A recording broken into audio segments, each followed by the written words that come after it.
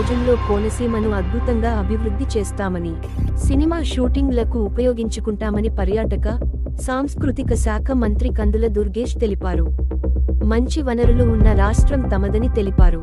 అధికార యంత్రాంగంతో కలిసి రాష్ట్రాన్ని పర్యాటకంగా అభివృద్ధి చేస్తామని హామీ ఇచ్చారు. Eco tourism, temple tourism, adventure tourism వంటి వాటిని విస్తృతంగా ప్రోత్సహిస్తామని మాటిచ్చారు. పర్యాటక ప్రాంతాలుగా విరజిల్లాల్సిన ప్రాంతాలను వైసీపీ ప్రభుత్వం విస్మరించిందని మండిపడ్డారు. అదృష్టవశాత్తు రాష్ట్ర ప్రజానీకం వైసీపీకి సరైన రీతిలో బుద్ధి చెప్పిందని అన్నారు. పర్యాటక సాంస్కృతిక రంగాలను ప్రజలకు ఉపయోగపడే విధంగా చర్యలు ఉంటాయని వివరించారు. పర్యాటక రంగాన్ని ఉపయోగించుకొని నిధులు సమకూర్చుకునే విధంగా ప్రయత్నం చేస్తామని ఉద్ఘాటించారు. మన రాష్ట్రం సినిమాటోగ్రఫీకి అనేక విధాలుగా తోడ్పడిందని తెలిపారు. కోనసీమ